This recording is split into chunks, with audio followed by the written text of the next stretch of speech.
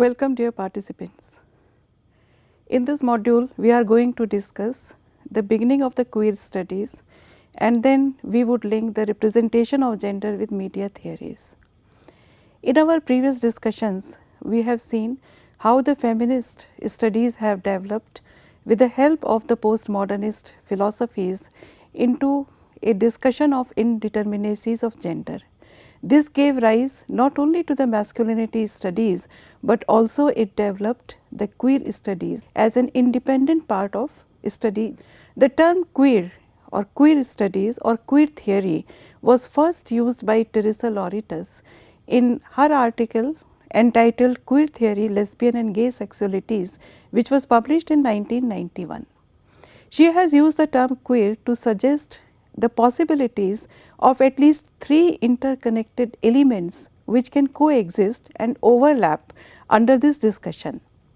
The first, as we can rightfully understand, is a dismissal and rejection of heterosexuality as a normative definition of sexuality and desire. Secondly, we see that she questioned and challenged the assumption that lesbian studies and gay studies can constitute a single unified entity, so that they have to be studied differently.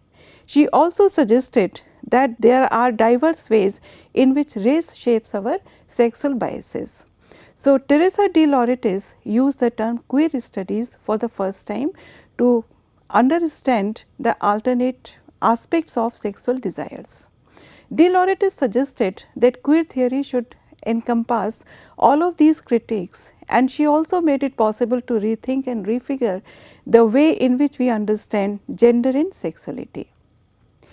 Queer theory emerged in the 1990s to make sense of what was already deeply entrenched way of questioning the aberrations of what was earlier understood as normality.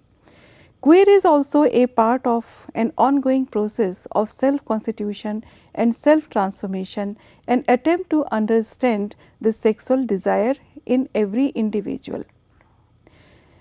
The queer is very difficult to determine and define in a very stratified way. Here I would like to quote from Catherine Watson, and I quote, "Queer theory is characterized by a variety of methods of interrogating desire and its relationship to identity." So, we find that for the first time the queer theory has started to talk about the desire in a very strong and underlined manner. Prior to that, we have seen that the sexual theories and the feminist theories or the masculinity theories focused on the cultural constitution of an individual sexuality. However, we find that their understandings were by and large limited to the binaries, the refusal of the binaries, the way the culture and society and other radical forces including religion or morality definitions or the state laws etc. define and determine the sexualities. But for the first time we find that in a systematic manner the issue of sexual desire was foregrounded by the queer theory. So, Catherine Watson has suggested and underscored this aspect that the queer theory is a method of interrogating desire. She further says, "It has unsurprisingly emerged against a complex backdrop of critical theory in action, using post-structuralist techniques of deconstruction to reveal the historical constitution of the sexual subject." So, we find that using the postmodernist techniques, the same techniques which had been used by the post-feminists and also the masculinity theories by and large, the queer theorists also try to destabilize the categories of sex, gender and sexuality which otherwise were treated as natural, taken for granted. They were treated as stable and constructed as natural categories. So, we find that the queer theory has started to question them once again from the perspective of sexual desire. They have also talked of challenging the binary terms, and you would find that the binaries of homo and heterosexuality, the understandings of desire in terms of gay, lesbian, male, female, masculine and feminine are being restructured by the queer theorists. So, in general we can say that the queer theorists have started to challenge the structural inequalities which exist in the socio-cultural as well as political realms of contemporary world. Queer theory has been influenced, as we have already seen, by the psychoanalytic and post-structuralist ideas of identity, sexuality and the role of the symbolic order in the creation of subjectivity. And you can as well imagine the list of post-structuralist thinkers Lacan, Derrida and Foucault, whom we have discussed earlier also. Lacan's idea of the creation of identity through the encounter with the symbolic order, as well as Derrida's challenge to the binary oppositions which we have discussed in detail, Foucault's significant framework, for example, his ideas that how institutional knowledge processes the individuality of a person. So, these theories collectively are credited with emphasizing how identity is constituted and is dependent on the signification of language, and that identity or desire is not essentialist, stable or coherent. So, we find that by the time it was 70s and 80s, the gay and lesbian theorists had already engaged with the question of sexuality via the essentialist versus constructionist debate, and they had also attempted to combat the culture of homophobia. In fact, it is around the 1970s that the histories of sexualities and expressions of homosexuality in literature, art and culture started to focus on the critical scene. I would particularly like to refer to 1970s movie and TV serials which were prepared on the life of J. Edgar Hoover, the first director of the FBI. It was said that he had homosexual desires, and these movies and TV serials which were filmed and released in 1970s accepted that. It was a major change because in earlier media it was perhaps not possible for the art directors to talk about homosexual desires so openly. Neither the directors nor the consumers market would have been available or welcoming to it. So, we find that by 70s and early 80s it was already a talk that homosexuality as a desire or as an alternate desire may exist.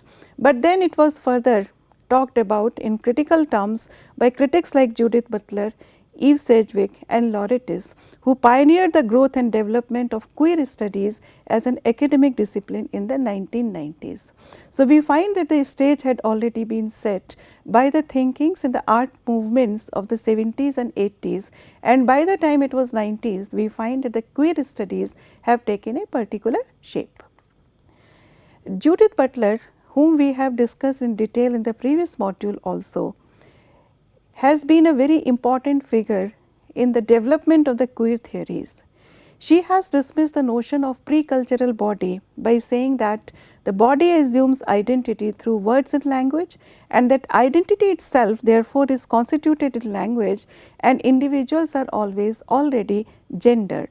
So, we would find that Butler had foregrounded the idea that through the repeated performances we gradually arrive a self definition of identity. The repetition of performances in terms of body gestures, the clothings, the attributes, the behavioral traits etc.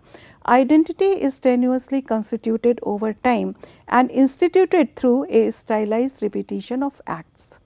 Subversive use of outlawed performances, for example, the drag, female masculinity, male femininity etc., have the potential to reveal the categories of sex, gender and sexuality as unstable and precarious that seek to marginalize alternative and non-normative forms of desires, sexualities and forms of gender expression. Another significant critic is Eve Sedgwick, whom we have also referred to in the previous discussion on masculinity studies. Sedgwick's works, published in 1985 and in 1990, problematize the constructionist versus essentialist debate once again, and she has criticized the essentialist binary as being too engrossed with the question of identity. She has suggested that during the 19th century, the culture of the individual somehow created a version of knowledge also created a version of sexuality on the basis of a cognitive and deliberate refusal of sexuality between women and between men. And therefore, we find that it was around the 19th century, according to Eve Sedgwick, the refusal of the homosexual desire was confirmed and it was constituted as being a clandestine one. She further says that the word queer represents an open mesh of possibilities. She recognizes that people's experiences are not monolithic and they cannot be uniform, and therefore our experiences of gender, sex, desire and sexuality are diverse and unique, and therefore she has reconfigured the map of sexual and gendered identification. In her works, we find that the word queer emerges as a floating signifier that attaches itself to non-normative and marginal forms of identities and desire. The word queer is also preferred over categories like gay, lesbian, bisexual, gender non-conforming, transgender, intersex, etc., as this word has the capability to capture the fragility and inherent precariousness of identity markers. And therefore, we find that the word queer, particularly in academic, literary, creative field, has substituted these individual labels to a great extent. The term queer is also used therefore as a substitute for the larger LGBTIQ community, as it is considered to be more inclusive. Queer is a marker of provisionality, indeterminacy and positionality that contests the vocabulary of categorical thinking to suggest the ways in which queer is always in the process of becoming or negotiation. It is not fixed. So, the dynamic aspect of queerness has been privileged over titular expansions of the LGBTIQ community to complicate the very impulse of traditional identity politics.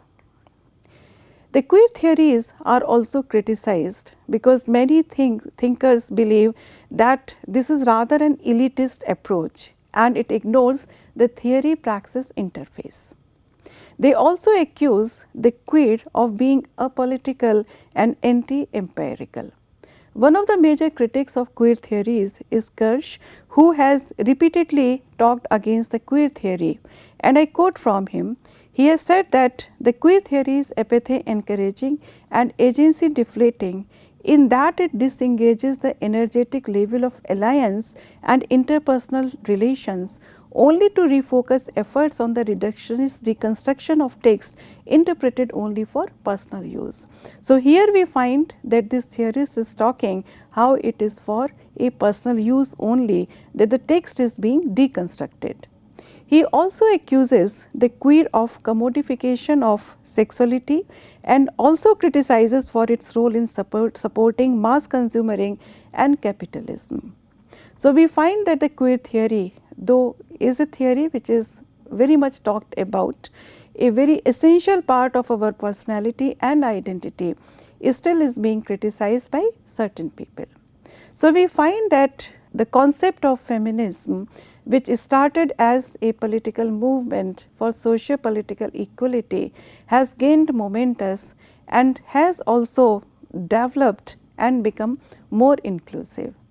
In my opinion, it is feminism which has flowered further to incorporate the differences of gender, to incorporate the masculinities and the queer studies, because the basic focus of feminism had been equality for different genders, and it is only that the debate has been further enhanced to encompass the masculinities as well as the queer identities, so that the hegemonic masculinities does not retain its supremacy as far as our own identity formation is concerned. However, we think that the media representations of gender have continued to produce the binary in order to become more catchy, and in the rest of the module we are going to discuss how the representation of gender and women takes place in the media. It is only towards the end of the 20th century that we find that the consumerists approach have grown. The capitalist market forces are becoming more and more strong in our world. And here I quote from Camille Paglia, who says that turning people into sex objects is one of the specialities of our species. Her idea is very clear that people have been turned into sex objects for their marketability. Media has also become very different with the advent of the technology. So, we find that the print media has given place to the online media so quickly that it is very difficult to understand and fully grasp its impact on the psyche of the people. However, the basic task of media is to represent reality, or as reality is perceived by the media makers, and therefore we find that media covertly has constructed images of masculinity and femininity to enhance the stereotypes, because the production of stereotypes is directly linked to market forces, as we will see in the rest of the discussions.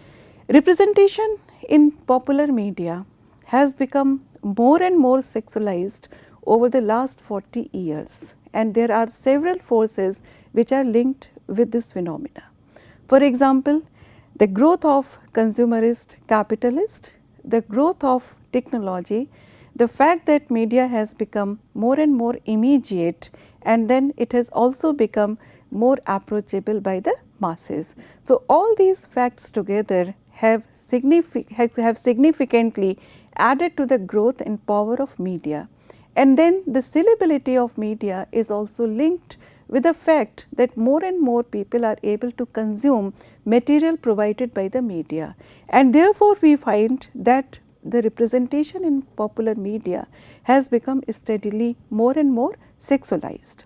Highly sexualized and provocative images of women imply that they are in positions of inferiority and low social power. The representation of women, as all of us see around us, is based on the erotic body postures normally. Wherever men and women are depicted together in the media footages, we find that the master servant relationship between man and women is also obliquely and sometimes very directly encouraged, not only by the popular media, but also by those media houses which cater specifically to the needs of women. For example, women products, women magazines, etc. So, we find that in media, particularly in different TV serials, in movies, in magazines, in online magazines, in advertisements, etc., images of bodies of men and women and even of children are becoming highly sexualized. Primarily, they begin with the objectification of a woman's figure, presenting it as a passive object. They also present images of hegemonic and protest masculinities, somehow to justify the prevalence of these type of masculinities. So, we find that media upholds social stereotypes of gender to continue binary. Instead of establishing equality or instead of challenging the binary, we find that even now, even in today's world, more or less the media is promoting the binaries. It also may create unhealthy social relationships and attitudes, because media in today's world has a significant power and grip over the imagination of the people. We construct the media, but in a way media also constructs our psyche and imagination in today's world. It also enhances physical violence, as bodies are treated as sexual objects and not as human beings. And therefore, there is an increase in the likelihood and acceptance of sexual violence, as such images become a part of the daily discourse. When we see these images and media portrayals around us, when we look at images of violent behavior, and when we look at the portrayal of a body merely as a sexual object, then in our mind the acceptability of such images also grows, and therefore we find that such media images ultimately indirectly promote the acceptance of sexual violence in the society. Most of the media, films, TV serials, social sites particularly promote a particular image of women, and that is the to be looked at-ness of women, if we can phrase it like this. So, in films and serials, we find that the portrayal of women's character is also very traditional and conventional in such a way that they are often portrayed as provoking love or hate or anger, and male protagonists often respond to these images, and they also choose to take care actively of women. So, the subservient role of women is indirectly projected by most of the TV serials. Women in themselves are often portrayed as passive or in conventional caring role, as if she herself does not have much agency. Women are portrayed most of the time in domestic or decorative roles, and purpose is often to seek male attention. So, we find that gendered images are often used to increase the appeal of media or a product to the detriment of or without regard to the interest of the women portrayed or women in general. So, we find that it is the sexuality of women which is projected through the media at the detriment of other characteristics or agency of women. So, if media images communicate that sexual exploitation is neither serious nor harmful, the environment is already being set for sexual exploitation to be viewed as trivial and acceptable. So, such media portrayals promote the acceptance of sexual exploitation and sexual violence as being somehow more and more acceptable among the people. And as long as there are media producers who continue find that the degradation of women is either humorous or it is something which is a very non-serious issue, and there are media outlets who will air this type of a derogatory content, the impact and seriousness of sexual exploitation will continue to be understated and not meaningfully addressed in our society. We can look at certain images, how toxic and protest masculinity in films is being promoted. I have taken up only certain examples which are supposed to be very popular, and in all these examples we find that the toxic and protest masculinity is being paraded as something which is more and more acceptable. In these pictorial representations, we find that women are absent. It is only the male who has been depicted over here. In these pictorial representations, we would find that the woman's figure is present only in one pictorial image. In this promotional material for Taxi Driver, we find that the figure of the woman is presented in the background, but the agency belongs to the man. So, we would find that the subservience of women is promoted not only because their body is presented normally as a sexual object, primarily as a sexual object, but also because whenever they are shown in relationship with men in pictorial images, they are always depicted as not possessing agency or being comfortable with the agentic roles of men. So, we would find that it is not only their projection in isolation, but their projection with men, which is also derogatory often with them. Another aspect related with the representation of women and other gender aspects is related with the type of dresses which are to be coveted, the size particularly in the context of women, and different types of marketed products. So, in both primetime TV and family films, women are highly likely to be depicted as thin and scantily clad. So, we would find that they are always presented as a product which has to be decorated and paraded for consumption. It has also become very difficult to keep up with the ideal feminine figure, or for that matter the ideal masculine figure. So, you would find that nowadays most of the youngsters, men as well as women, strive for the virtually unattainable perfect body. Women are viewed and men are also viewed as bodies, and it has become a new way to make money. For example, this overemphasis on size 0 figure or the six-pack abs in advertisements has also promoted different type of surgeries to enhance the body parts or to the slimming surgeries. It has also opened a new market for the gyms, and new beauty myths are also being created. So, we would find that in advertisements as well as in the products of the clothing industry, a particular type of size, for example, size 0 or a particular type of a figure. For example, the six-pack ab figure of men is also being paraded and promoted. It also comes into a lot of criticism, but we would find that more or less the media is dominated by the portrayal of these images.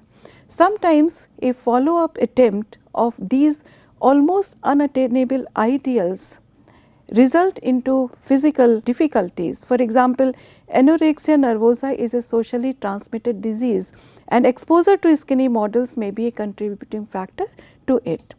So, you would find that the presence of women as far as their association with meaningful roles in media is concerned is continually declining.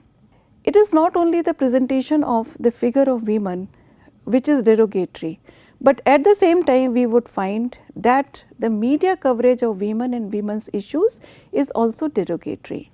Women's professionals and athletes continue to be underrepresented in news coverage and are often stereotypically portrayed when they are included. Women athletes are also relatively ignored by the media. Margaret Duncan and Michael Messner have studied sports coverage on 3 network affiliates in Los Angeles.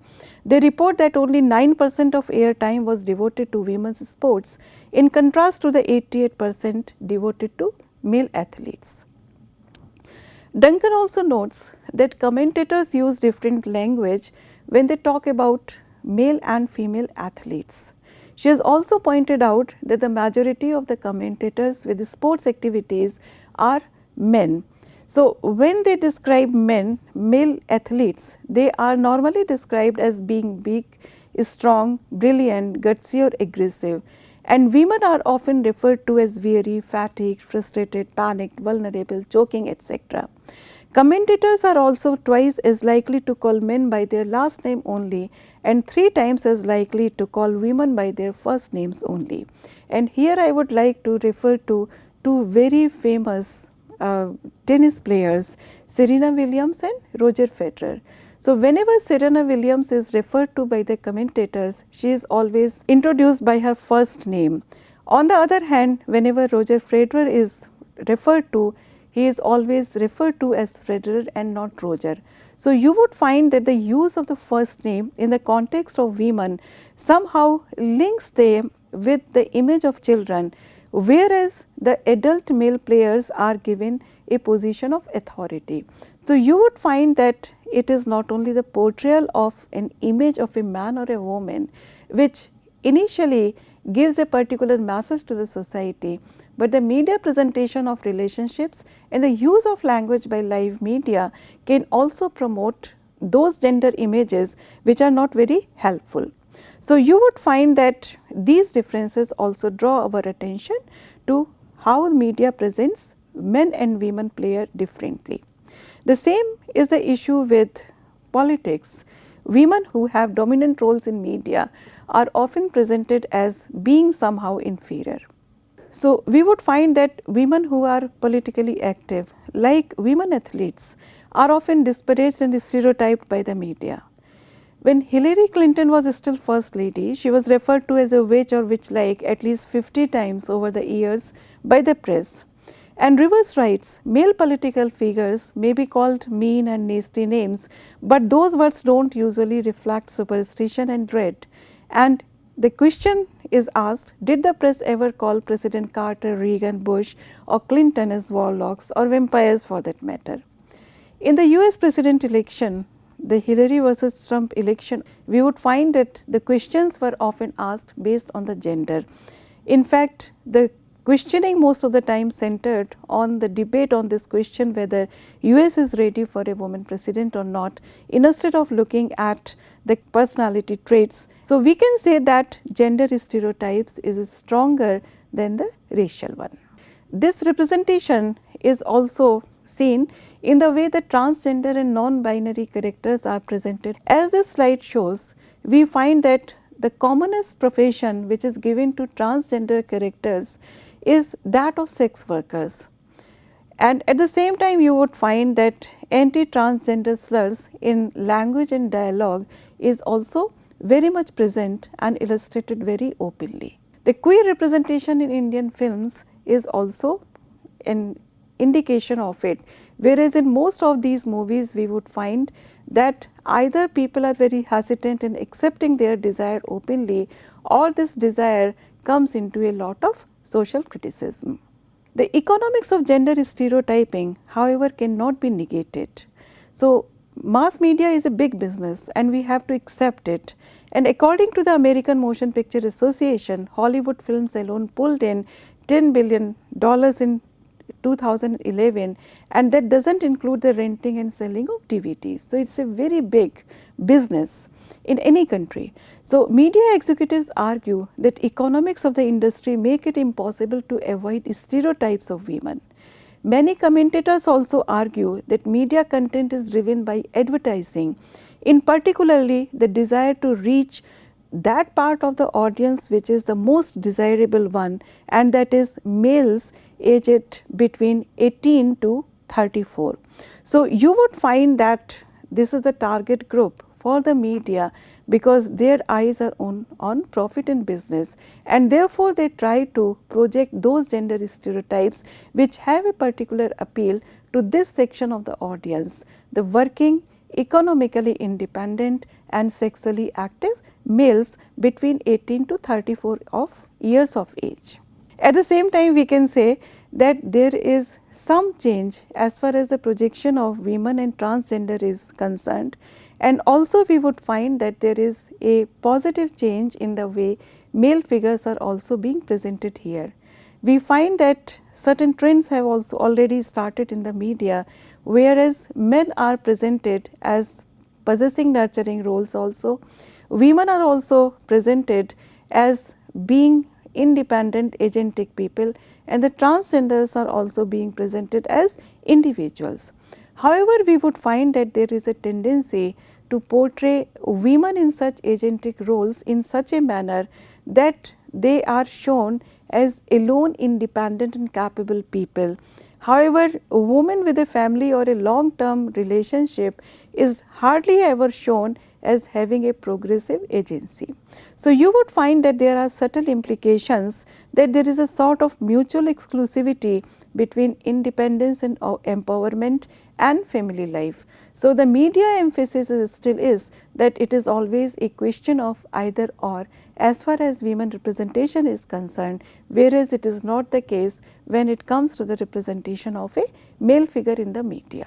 To sum up, we can say that we are familiar with the way stereotypes are being presented by different media in terms of women figures, the sexuality of women, in terms of the hegemony of men, and in terms of the alternate sexualities and homosexual desires. We also have to admit that media has started to change, even though this change is very slow. But at the same time, we should not underestimate the significance of media, because media can spread points of view in a convincing manner.